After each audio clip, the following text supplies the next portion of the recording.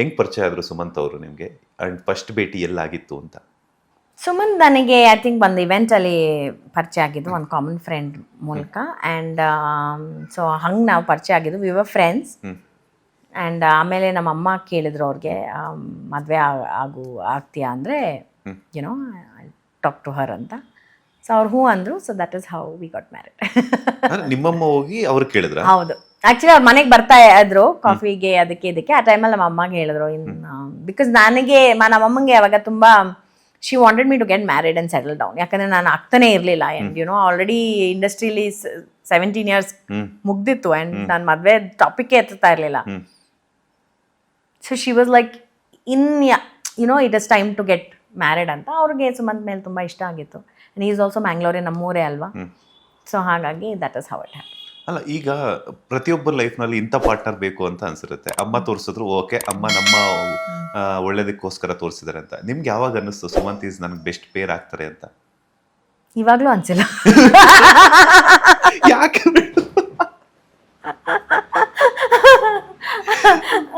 So that is the truth.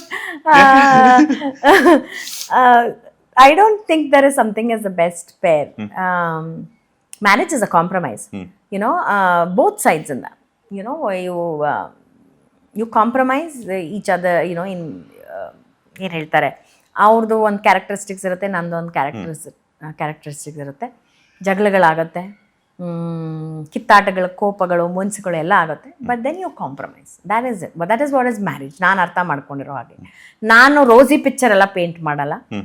YONO ಹಿಂಗಿದೆ ಹಂಗಿದೆ. Marriage is a compromise, but it is beautiful.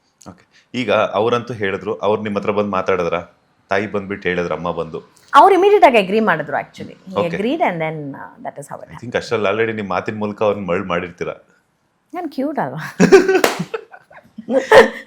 ಏನಂದ್ರು ಈ ತರ ನಿಮ್ಮ ಹತ್ರ ಬಂದು ಅಮ್ಮ ಈ ತರ ಹೇಳ್ತಿದಾರೆ, ಮದುವೆ ಆಗಕ್ಕೆ ನಿಂಗೆ ಇಷ್ಟನಾ ಏನು ಅಂತ ಈ ತರ ಏನಾದ್ರು ಕೇಳಿದ್ರ? ಇಲ್ಲ ಇಲ್ಲ, ಅವ್ರು ಹೇಳಿದ್ರು ಹಿಂಗೆ ನಿಮ್ಮಮ್ಮ ಮಾತಾಡಿದ್ದಾರೆ, ಸೊ ನಿನ್ಗೂ ಓಕೆ ಅಂದರೆ ವಿ ವಿಲ್ ಗೋ ಅಹೆಡ್ ಅಂತ. So that is how it happen. So propose ಮಾಡಿದ್ದು ಆ ಥರ ಏನಿಲ್ಲ ನಮ್ದ್ರಲ್ಲಿ? ತೀರಾ ಅದೆಲ್ಲ ಏನೂ ಇಲ್ಲ. Sumanth is a very serious person. He is very different. And ನಾನು ತುಂಬ ಡಿಫ್ರೆಂಟ್. ಅದನ್ನೇ ನಾನು ಹೇಳಿದ್ದು, I am very different, he is very different. ನಾನು ತುಂಬ ರೊಮ್ಯಾಂಟಿಕ್, ನಾನು ಫಿಲ್ಮಿ ಗರ್ಲ್, ನಾನು ಟಿಪಿಕಲ್ ಸಿನಿಮಾದವಳು. ಓಕೆ, ಅವ್ರು ಟಿಪಿಕಲ್ ಬಿಸ್ನೆಸ್ ಮೆನ್. ನಮಗೆ ಇಬ್ರಿಗೂ ಮ್ಯಾಚೇ ಇಲ್ಲ. ಎಲ್ಲಿ ಯಾವ ಆ್ಯಂಗಲಿಂದನೂ ಮ್ಯಾಚ್ ಇಲ್ಲ. ಸೊ ನಾನು ಅದನ್ನೇ ಯಾವಾಗಲೂ ಹೇಳೋದೇನೋ, ಯಾರಾದರೂ ನನ್ನ ಮದುವೆ ಬಗ್ಗೆ ಹೇಳಿದ್ರೇನೋ, I will always say that ಏನು ತುಂಬ ಮ್ಯಾಚ್ ಆಯಿತು, ಏನೂ ಮ್ಯಾಚ್ ಆಗಿಲ್ಲ. ಇವತ್ತವರೆಗೂ ಏನೂ ಮ್ಯಾಚ್ ಆಗಿಲ್ಲ. ಇವತ್ತವರೆಗೂ ನಾನು ನಾರ್ತ್ ಅಂದರೆ south. But that is how life ಆದರೂ ಕೂಡ ಸಂಸಾರ, ಸುಖ ಸಂಸಾರ, that is how life is. I feel you will never match even in friendships. ಇವಾಗ ನನ್ನ ಫ್ರೆಂಡ್ಸೇ, ಇವಾಗ ನಾನು ನೀತು ಆಗಲಿ, we are north and south.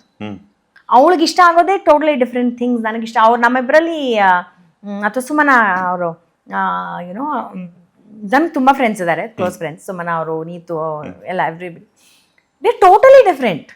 ಇವ್ರು ಹಂಗಿದ್ರೆ ನಾನು ಹಿಂಗೆ. ಬಟ್ ಯು ಬಿಕಮ್ ನಾ friends, you find a common ground. And that is how it is. So I don't know, ನನ್ನ ಥರಾನೇ ಒಂದು ಹುಡುಗ ಸಿಕ್ಕಿದ್ರೆ ನಾನು ಹೆಂಗಿರ್ತಾ ಇದ್ನೋ ನನಗೆ ಗೊತ್ತಿಲ್ಲ ಅದು, because it didn't happen. So but yeah, in this we find common ground. ತುಂಬ ಕಿತ್ತಾಡ್ತೀವಿ, ನಾಯಿಗಳ ಥರ ಕಿತ್ತಾಡ್ತೀವಿ. ನನ್ನ ನಾಯಿಗಳು ತುಂಬ ಕ್ವೈಟ್ ಆಗಿದ್ದಾರೆ ನಮ್ಮಿಬ್ಬರನ್ನ ಕಂಪೇರ್ ಮಾಡಿದ್ರೆ.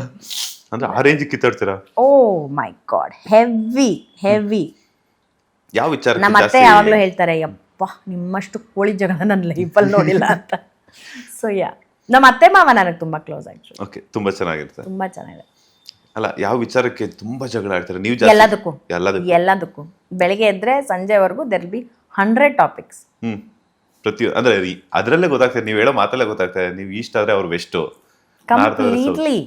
ಕಂಪ್ಲೀಟ್ಲಿ ಅಂದ್ರೆ ನನ್ನ ರೀತಿ ರಿವಾಜ್ಗಳು ಅವ್ರಿಗೆ ಸೆಟ್ಟೆ ಆಗಲ್ಲ.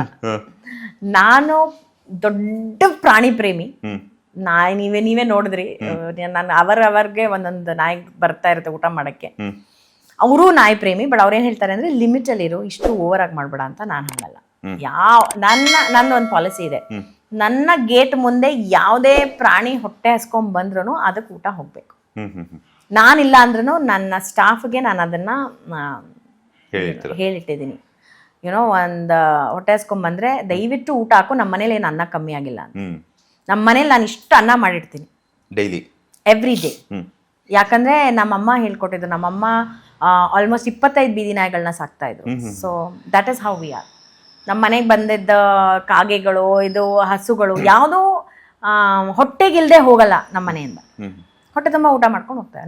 ನನಗೆ ಅದರಿಂದ ಏನು ಕಮ್ಮಿ ಆಗಿಲ್ಲ, ಅಥವಾ ನಂಗೆ ದೇವ್ರು ಏನೂ ಕಮ್ಮಿ ಮಾಡಿಲ್ಲ. I think he's given me enough sources, you know enough. ಅದಕ್ಕೆ ಅನ್ಸುತ್ತೆ ಅವ್ರು ನನ್ನ ತುಂಬ ಚೆನ್ನಾಗಿ ಇಟ್ಟಿದ್ದಾರೆ, ಬಿಕಾಸ್ ನಮ್ಮ ಮನೇಲಿ ಊಟಕ್ಕೆ ಕಮ್ಮಿ ಆಗಲ್ಲ. ಲೇಟೆಸ್ಟ್ ಹಾಗೂ ಇಂಟ್ರೆಸ್ಟಿಂಗ್ ಸುದ್ದಿಗಳಿಗಾಗಿ ಬಾಸ್ ಟಿವಿ ಕನ್ನಡ ಚಾನೆಲ್ನ ಸಬ್ಸ್ಕ್ರೈಬ್ ಮಾಡಿ. ಹಾಗೆಯೇ ಬೆಲ್ ಐಕಾನ್ ಪ್ರೆಸ್ ಮಾಡಿ. ಇದರ ಜೊತೆಗೆ ಫೇಸ್ಬುಕ್, ಇನ್ಸ್ಟಾಗ್ರಾಮ್, ಎಕ್ಸ್ನಲ್ಲೂ ಮಿಸ್ ಮಾಡದೆ ಫಾಲೋ ಮಾಡಿ.